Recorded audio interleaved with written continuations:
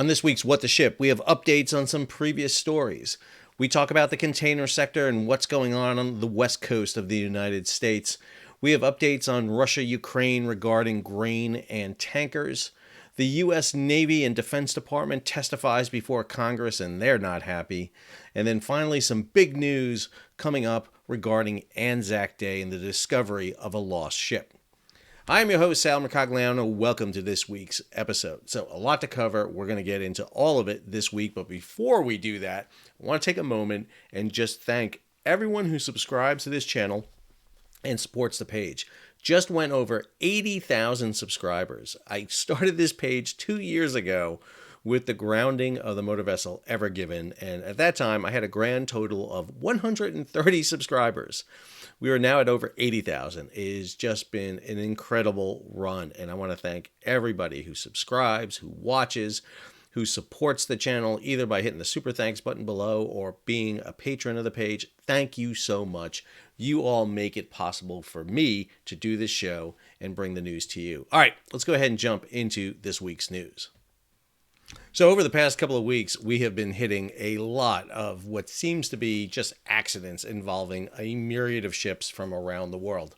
So I want to give some updates on those ships and some information that was learned. One of the best sources I have to find out information, which I think is some of the best information, is from viewers like you who leave comments in the show's notes. So if you ever get a chance, go ahead, take a look at the notes. There's always some great comments in there. So first story has to do with the launch of the littoral combat ship Cleveland up at Marinette in Wisconsin.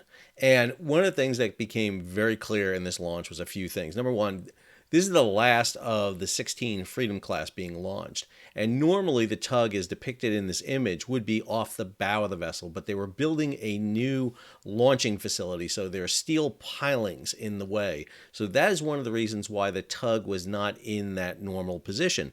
The other thing that became very clear as we had the video up and talked to people is that tug seemed to be trying to move out of the way. It had a lot of power on, but the tow line seemed to have been very tight. They didn't have any more tow line out. And some people had said, well, maybe they're using it to pull the ship into the, off the launcher. That's not what it is. Gravity does the whole thing here. You just knock the blocks out and this thing slides down. It's attached in those cradles. You'll notice on the ship there are side wires that are attached to it so that they can basically slide down. Those are removed afterwards. It's pretty clear that the tug was just in an improper position at the time of the launch. There wasn't a warning horn prior to the launch. There was a warning horn during the launch. If you watch the video from the shipyard, you'll see them sound the horn and off she goes. But there's usually a warning one prior to that. So we're not exactly sure. The damage to Cleveland was minor. It did hit the stern of the tug and dented in some of the superstructure. Again, it's just aluminum, so it's not that hard to do. And what we saw happen here was just really seems to be a series of miscommunications that led to it. There did seem for a moment like the tug almost seemed to be hung up and not able to move, so that when the Cleveland started to move, the tug still stood in position, even though it was kicking out a big, huge stern wake. So not exactly sure if it got hung up itself or it just didn't have time for the props to dig in and get it out of the way. The second story we looked at here had to do with also with the Navy. This is with the research vessel Petrel, which is over in Scotland. If you remember the story, the Petrel rolled over in a dry dock in Leith, Scotland, and the vessel was sitting at anywhere between a 30 to 45 degree roll. It's pretty clear that the braces that were used to brace the vessel was sitting on a line of blocks. The braces on the starboard side gave way. We don't know why, but they did, and the vessel took this roll. We know the Navy is heading there to assess the damage to the vessel. We also know that in the dock, cranes have been brought in to start bracing the vessel. They're bringing in these large braces to kind of be able to push the vessel off and brace both sides of the vessel when they start flooding the dry dock, which will be a little bit yet, because the Scotia, the ship in front of it, still has a large hole in the side where they're doing maintenance and repair. They will have to block and brace that vessel so that it doesn't slide off the blocks and hit the floor of the dry dock. So it's not just a matter of flooding it. They have to control the roll of the vessel as it happens. We talked about the damn barges on the Louisville. Again, all these places I've been dinged for saying wrong. Marinette, Edinburgh, and Louisville. So I don't know what it is about places having ships and incidents now, but everyone in the comments has something to say. I say these places wrong. I apologize. It's not on purpose. But the barges, 2 of the 3 barges have been removed. So the first one removed was a grain barge. It was easily removed. The second one was the methanol barge. And so that methanol barge was partially pumped out, but it got to the position where they could pull it off based on the buoyancy of the barge, and they were able to pull it off. The last barge is the most damaged of the barges. This is the barge that's impaled on one of the main pillars and is actually kind of wrapped around it. That's going to be the difficult one to remove. And so they're still in the process of removing that last barge. And then finally, the fire on board Kodiak Enterprise up in Tacoma. On Saturday, April 15th, the fire was extinguished. Fire was done and the ship was stabilized. The latest report on April 21st was from the Unified Command that they were standing down. The remaining diesel on board the vessel was removed with no fuel spill or sheening. The Coast Guard and the National Transportation Safety Board are investigating the cause of the incident. The claim process will remain open for anyone who may be financially impacted by the incident. Again, as we talked about in this incident, this same company had a similar fire 2 years ago on another vessel. So obviously there's a lot to investigate. And again, I try to provide updates on these vessels as they come. So hopefully that will close out some of the information we have. Still waiting to hear more on Petrel, obviously, in that last barge coming off the dam. All right, let's go ahead and jump over to story number 2. Story number 2 deals with containers, and this story by Sam Chambers over at Splash 24/7. Growing consensus, worst is over for container shipping, which I know is a relief to many people around the world that this is true. Sam goes in here basically highlighting the latest report by Liner that talks about where the container market currently sits. And right now, according to them, it's sitting right there in that neutral spot, that basically everything has basically begun to stabilize, seeing rates starting to kick back up again, and that the worst has happened. Now, we knew that was going to happen in February. That was pretty clear because of the way rates happen and the way cargo volumes happen. But the other issues under the surface here really need to be examined. So first, Sam Chambers talked about this, progress made in U.S. West Coast dock worker discussion. So a batch of stories on this have been out. This one by Mike Schuller over at G-Captain. The ILWU announces tentative agreement on key issues in ongoing negotiations. The PMA, this is the Pacific Maritime Association, says several issues still unresolved. That does not stop the two sides from flinging barbs at each other all the time. So this is an ILWU announcement on April 19th. Inspecting critical equipment during the cargo lull. ILWU members operate, maintain, repair cargo handling equipment, CHE, on marine terminals within the ports of LA and Long Beach. Our job includes inspecting the CHE as required by the original equipment manufacturers. These monthly, quarterly, semi-annual, and annual inspections ensure the CMA is in good working order. Poorly maintained CHE causes accidents that only damage cargo and equipment. Goes on here, during the years of the pandemic, while our members were repeatedly shattering records moving cargo, our employers overlooked maintenance. Recent accidents in the rail industry are a reminder that shortchanging maintenance comes at an unacceptable cost due to safety and reliable operations. With the current lull in cargo volumes, we are conducting those mandatory inspections. All right, so the ILWU is sitting there saying, listen, we glossed over these inspections. We're going to do them now. And yeah, it's going to slow down cargo a bit, but cargo is at a slow level because the warehouses are full and volumes are down. The PMA, however, sees that in a different way. And what the PMA has said, let me go over to here. PMA says Local 13 continues to disrupt port despite progress in talks. This is what the PMA said on April 20th. While significant progress has been achieved in coastwise contract negotiations, several key issues remain unresolved. Meanwhile, work actions led by ILWU Local 13 at the ports continue to disrupt some operations at key marine terminals. The union is deliberately conducting inspections that are not routine, unscheduled, and done in a way that disrupt terminal operations. All right. Friggin' high school arguments right now between the ILWU and the Pacific Maritime Association, but This is what to expect in a labor negotiation. Both sides are going to use the leverage they have. And the ILWU is going to sit there and say, listen, we haven't inspected the cargo handling equipment. This is a life safety issue. And so we're going to go ahead and do it. And again, they did this. Understand the whole thing right now is coming down to a couple of issues. And those issues are resonating in these discussions. First, the unions and the PMA have been bashing their heads together over issues like automation. And automation is a big issue because the fear is that automation will jeopardize jobs for the ILWU.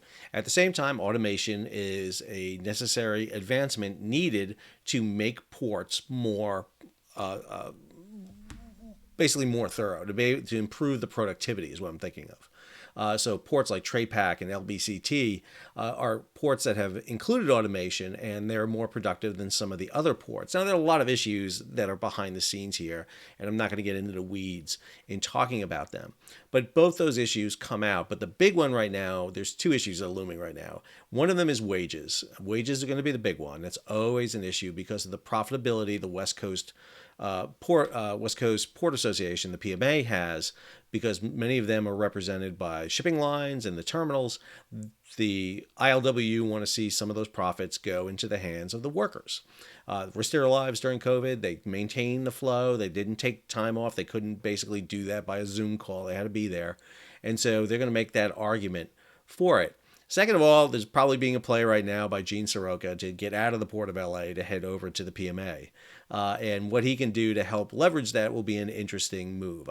This is what I'm hearing. Again, I hear lots of things from lots of people, but that's one of the big moves that I hear that's going on right now. The other issue you have is this story by Mike Schuller. West Coast ports losing 1 million TEUs per year to eastward import shift.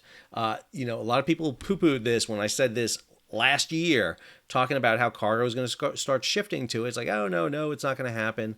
The rates are going to come down and everything's going to go into LA and Long Beach. But again, the population shift, Class 1 railway issues, trucking, environmental issues in California, you name it, everything is seeing that shift take place. And what we're seeing is the Port of Long Beach, for example, in this story, is seeing their cargo volumes fall amid full warehouses and changing trade routes. And what this means is that the West Coast is really shooting themselves in the foot as long as these labor negotiations and these discussions go on. Because what we're seeing across the board is that the containers are getting ready to see a little bit of an uptick. This story from Lodestar: major carriers continue hunt for tonnage to boost their market share. There is a scramble right now among the big carriers to get a bigger and bigger slice of the pie. The announcement of Maersk and Mediterranean Shipping splitting the alliance means that we could see a big change coming in the reshuffling of the container firms. Remember, the top 10 firms control 85% of the container capacity afloat. They're in 3 alliances. The U.S. government has basically announced they're going to go after alliances. Not sure they're going to be able to do that, but that's what they are alluding to. And that's going to make some container companies want to become independent of alliance agreements, vessel sharing agreements, liner sharing agreements. That's what we see happening right now in that marketplace. All right, let's go ahead and jump to story number 3. Story number 3 takes us to the Russia-Ukraine conflict, and we're going to look at 2 aspects of this: grain and tankers. This story by Bloomberg: Ukraine grain is snarled again with blockages on 2 fronts. So those blockages are coming from 2 main areas. Number one, on Monday, Russia had blocked inspections of vessels under a key safe passage deal. The second time in a week, the corridor had ground to a halt. At the same time, in Eastern Europe, Poland, Hungary, and Slovakia basically banned the imports of further Ukrainian grain, concerning the fact that their silos were full, and more importantly, this was damaging the wages and the profitability of their farmers. And so there was a movement to halt the inflow of grain. A lot of grain that was coming out of Ukraine has been shifted to move overland through those countries toward ports. And now you see that happening. Add to this a Reuters story talking about the fact that the Black Sea grain deal is expected to wind down ahead of closure next month. Russia keeps pushing this idea that they're going to end the Black Sea grain deal. And again, this is a leverage tool by the Russians in the conflict. Again, this is economic warfare we're seeing. Russia was unable to get to Kyiv during the first blitzkrieg style of attack early in the war, and now it's grinding down to economic warfare. And one of the things they want to do is economically cripple Ukraine, and they think they can do it if they cut the grain trade. They've got to be worried about Ukrainian attacks on Russian grain ships, food, fuel, and fertilizer too. Go on here. So we saw that Ukraine agrees with Poland on grain transit, so the Poles backed off on this issue, but it is a lingering one. It is one that's going to fester out there because of the impact it's having with grain excesses hitting out right now. Add to it, we're seeing the price cap on Russian crude could soon face a big test, because one of the things we're seeing is the price of Russian crude increasing close to the $60 per barrel cap. The question is, does the price cap go into effect? Do the maritime shipping unions basically stop insuring that cargo? We've already seen indications. There's a Wall Street Journal article talking about Japan would pay more over the price cap for oil if it needed it. And we already see China and India are snapping up this Russian oil above the Western price cap. And that takes us to this story where ship-to-ship transfers of U.S. crude to impact global oil benchmarks pricing. You're seeing U.S. crude coming out of U.S. ports and ship-to-ship transfers taking place in the Gulf of Mexico onto very large crude carriers to haul that oil across more economically across the Atlantic. We really haven't seen that before, but now this is starting to become a norm. We are changing the way we're moving crude oil around the world as a result of Russia-Ukraine. And we're seeing that with grain, we're seeing it with crude. This is why the bulk and tanker markets are being so dynamic right now. I use a different word, but I'm going to go with dynamic. It is more politically correct. All right, let's go ahead and jump over to story number 4. All right, story number 4 deals with recent U.S. testimony, military Department of Defense testimony before Congress. So there was a plethora of these that took place. Over on the House side, we saw earlier this month testimony by the head of Transcom, the Transportation Command, and the head of the Maritime Administration. We also saw the testimony by the combatant commanders, particularly the Indo-PACOM, the Indian Ocean Pacific Command commander, Admiral Aquilino. He was the one who was in the 60 Minutes video. And then we saw the Secretary of the Navy, the Commandant of the Coast Guard, Commandant of the Marine Corps, and the Chief of Naval Operations go before the Senate Armed Services Committee. And I can use a word here, but it was a show, and it wasn't a great one that was put on. There was a lot of conflicting information. I got a video I'm working on to look at this in detail, but I want to highlight 2 aspects of this. So this is a story from Captain John Conrad. Alaska Senator asserts Navy Secretary violated shipbuilding law. So you had the senator from Alaska, in this case Dan Sullivan, who basically in questioning the Secretary of the Navy said that you, sir, are in violation of law. Law mandates that you build and maintain 31 amphibious vessels. And according to the new 30-year shipbuilding plan advocated by the Navy, they are short of 31 ships, and they're going to be short of 31 ships. And he was no holds barred, Dan Sullivan, when he said, you're breaking the law, and the Senate and the Congress are not holding you accountable for that. And this has to do with Navy shipbuilding. And Navy shipbuilding is in a lot of trouble for a variety of reasons.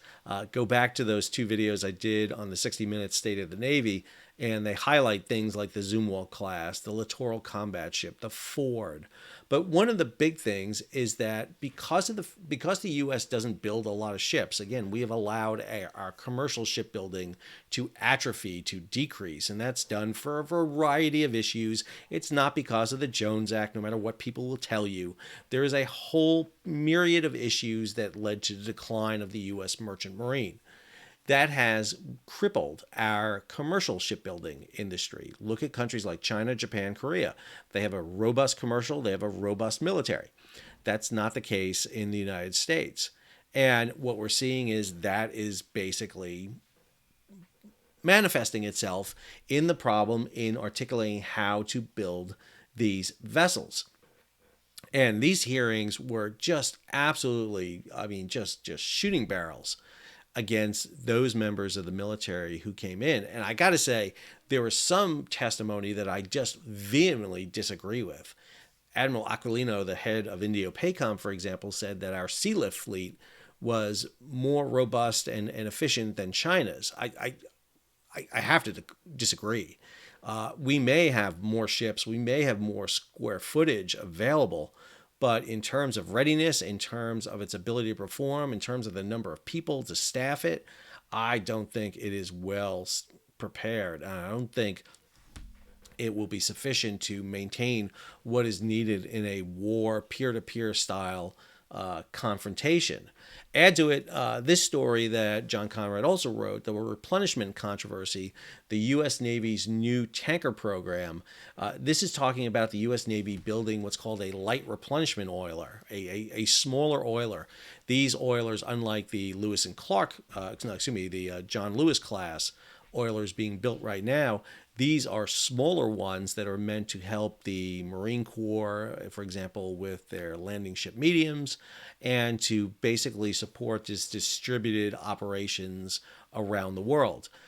First off, you can find versions of this in NATO navies. They have these small oilers. You can get them. The problem with this is it misses the overall biggest issue, which is the shutdown of the Red Hill facility in Hawaii, and the fact that we lack commercial tankers to move oil to replenish the forward supply. I know we just passed a tanker security program. Fantastic. We just passed a tanker security program, and there was an announcement by Overseas Shipping Group that they have gotten 3 of the 10 contracts. Well, 2 of the ships were already under contract. They were already under what was called the Maritime Security Program, so we didn't get anything extra out of that. And we gained a grand total of 1 ship so far. Now, there's supposed to be more awards, but they haven't been made yet. And the question is going to be is where they're going to be, how are they going to be supported, and even if you get the Tanker Security Program grant, that's for $6 million for a year, you've got to have a commercial contract to move oil to sustain yourself. It is not enough to just get the TSP contract and maintain yourself as a U.S. flag. So they either have to get commercial or get military contracts, and that is the big hang up. And I think overall, U.S. shipbuilding is having a major problem here. When you look at the testimonies, when you look at the report 60 Minutes did, even that, you can see that there is a big problem going on right now. There are a lot of programs hanging out there, the new destroyer being built, the new frigate being built.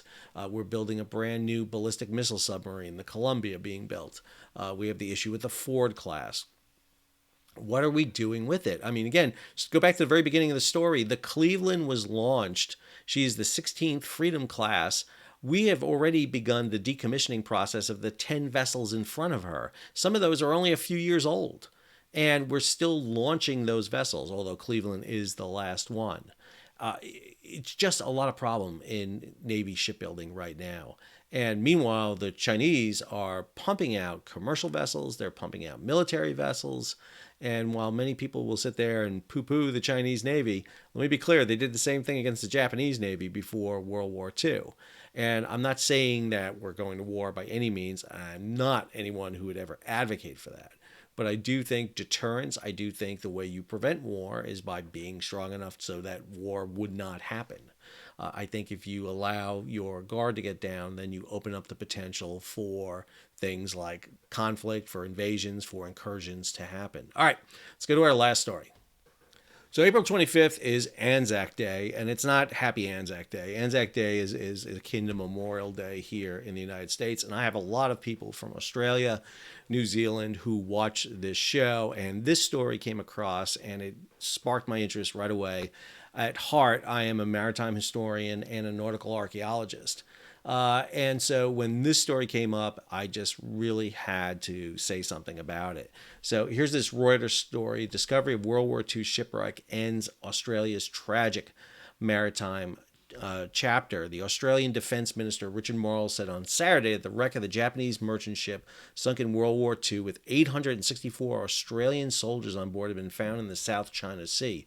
The SS Montevideo Maru, an unmarked prisoner of war transport vessel, missing since being sunk off the Philippine coast in July 1942, had been discovered northwest of Luzon. The ship was torpedoed en route from what is now New Guinea, heading to China's Hainan Island by a U.S. submarine unaware of the POWs on board. This unfortunately happened a lot in World War II. The long-awaited find comes ahead of Commemoration Day for Anzac Day. Goes on down here. The search for the wreck found that a depth of more than 4,000 meters, amazing find, over 13,000 feet, was led by a maritime archaeology, not-for-profit, and deep-sea survey specialists and supported by Australia's Defence Department. The absence of a location of the Montevideo Maru has represented unfinished business for the families of those who lost their lives until now. More than 1,000 men are thought to have lost their lives in this tragedy. So one of the things that I am a big advocate for, and I really do believe, is understanding our history, our maritime culture, and finding these wrecks, which may seem to some as really, what's the purpose? I do think serves a big purpose. A lot of wrecks, especially in the South China Sea and the Indonesia area, have been scavenged and salvaged for their metal and for elements. When you find a wreck, you can document it, you can record it, and ensure that it's not going to be tampered with. Wrecks are the property of the countries that own them. In this case, this would be considered a Japanese wreck, but with Australian dead on board. And it provides a closure for many, even though we're talking about an event that happened over 80 years ago. Understand there are still family members, there are still grandchildren and great-grandchildren of those family members that were on board. And it's a huge tragedy. And again, World War II in the Pacific is an important one to understand the role the Australians played in stemming the tide of the Japanese offensive. I just did a video over on World War II TV, the YouTube channel, where I talked about how America's 6 oilers sustained the supply line between the United States and Australia early in 1942. I'll be having that video up on this channel shortly so that you can see it. But that was absolutely essential. The role of Australia in World War II in the Pacific largely goes below the radar, but it shouldn't. They play an amazing role. Them and New Zealand both play a role, and particularly fighting in South Asia with the Australian 8th Division in Singapore, the Australians in the Middle East, and the Australian Navy, and the Royal New Zealand Navy. All of them played just an absolute essential role in understanding the eventual defeat of Japan in World War II. I hope you enjoyed today's episode. We kind of went around the world there and topics. If you did, take a moment, subscribe to the channel, hit the bell so you'll be alerted about new videos as they come out. We want to get over 90,000, so make sure you hit that button so we can continue our growth of the channel.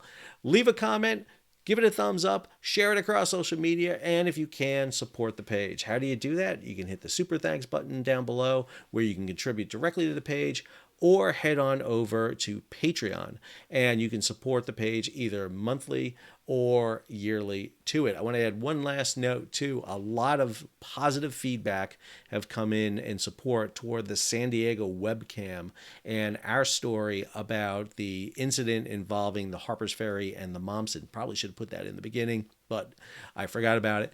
But man, just huge support going out to San Diego webcam. They are in the process of getting more support, more cameras mounted around the bay. Until next video, this is Sal signing off.